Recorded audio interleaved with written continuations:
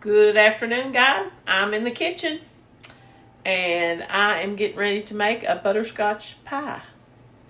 I made a pie crust the other day. I had an extra one made, so I thought I'm going to make some kind of cream pie in this. So I'm going to make a butterscotch pie today.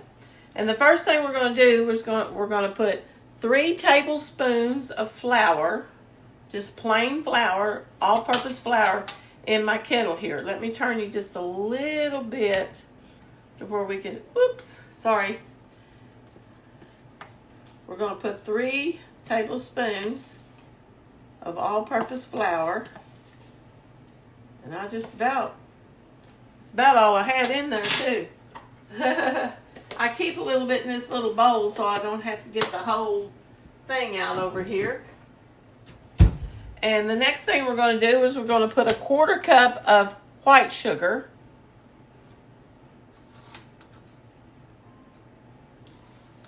I've got these little cups right here. They hold a 1/4 cup.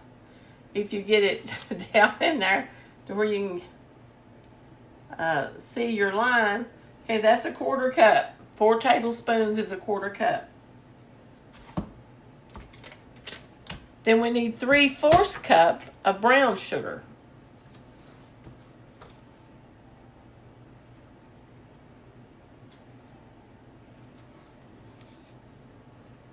I do it just a little different because I pretty much know how to measure the brown sugar to where it's coming out right.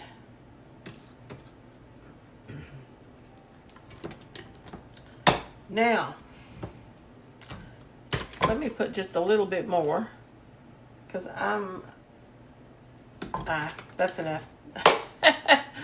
Now, we're going to take the whisk and we're going to kind of whisk this together because flour does not want to mix up in liquids. So if you're going to put flour in something, you're better off to mix it in with the sugar and stuff like that and mix it up this way. And then when we add the milk, we'll add just a little bit and make where it's a thicker like paste, and that you can beat the lumps out of it. We need about 1/4 teaspoon of salt, and I'm not going to put hardly that much because I'm using salted butter, but I'm going to put just a little bit.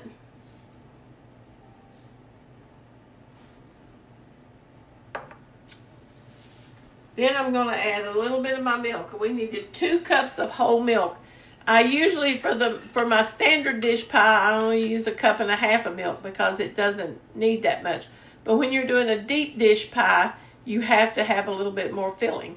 So I didn't have any whole milk, so I took 1.5 cups of 2% milk, and I put 1/2 cup of 50/50 in it. So that makes it about the same. Now we're going to put some of the milk in here. And we're going to get this kind of mixed up in here.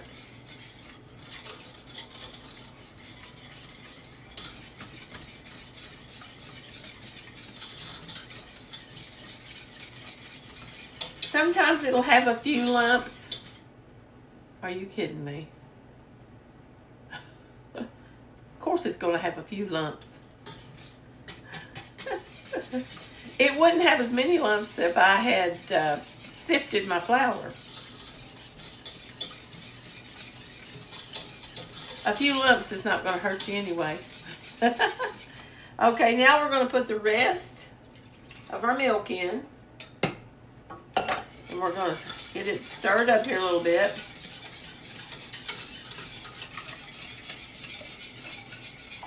Now, I don't have the heat on yet. I don't till I get everything in there. And I have 3 egg yolks here. And I always save the whites to make the meringue out of. And you want to keep your eggs at room temperature. I keep a dozen of eggs sitting on my counter almost all the time.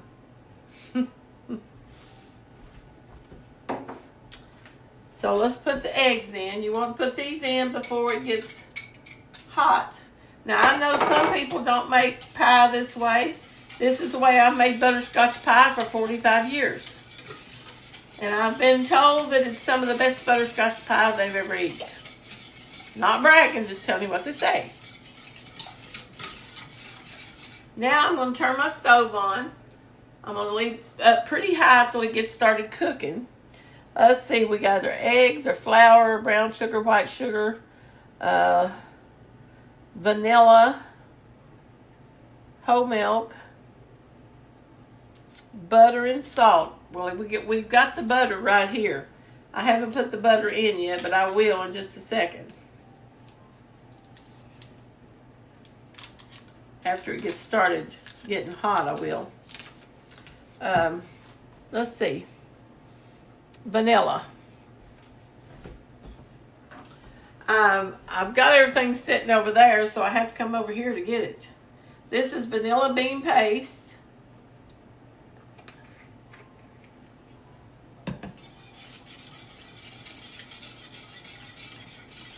And I do have some butterscotch flavoring up here.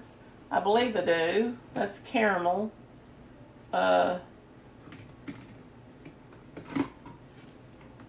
there's butterscotch. And you can add just a little bit of butterscotch flavoring if you want to. I will put just a few little drops in it, but not much. Because it has good flavor anyway. Now I'm going to cut my butter in here. And we're going to use 3 tablespoons of butter. Okay. I think that's got 3. 1, 2, 3. Yep.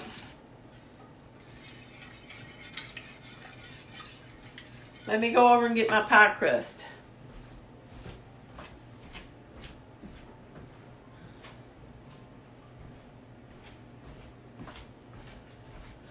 I had my pie crust baked the other day. And so I thought, well, I need to go ahead and get my butterscotch pie made in it.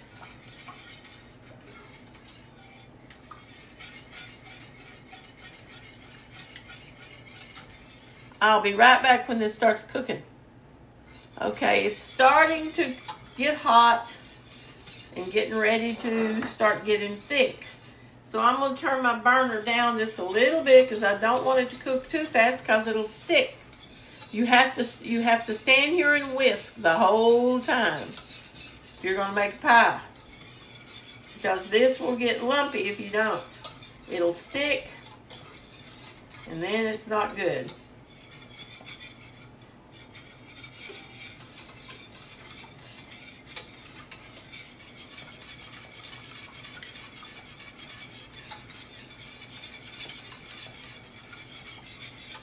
You can take a mixer if you want to and blend it up, make it smoother.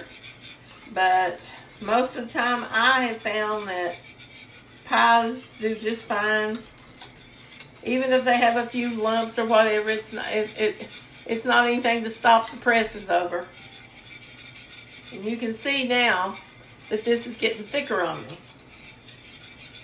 You'll be able to feel it when you're stirring it, that it's getting thicker. And once it starts getting thick like this, you can see. See how it looks?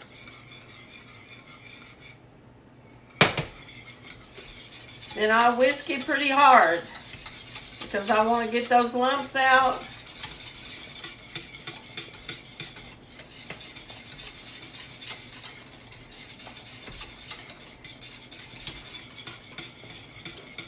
Now, it's bubbling. You can see it bubbling. I'm going to put my whisk right there. And I'm going to take my spatula. And I'm going to go around the edges of this because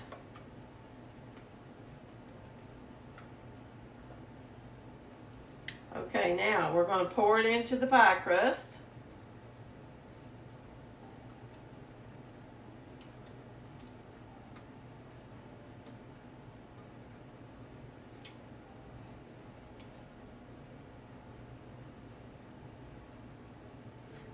And we'll just shimmy it around here, just kind of level it out.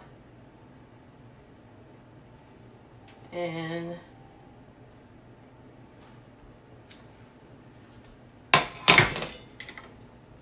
Then I will fix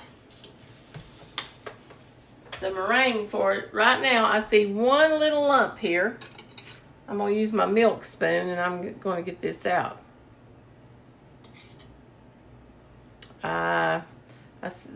Maybe one or two more smaller ones. But there's what the pie looks like.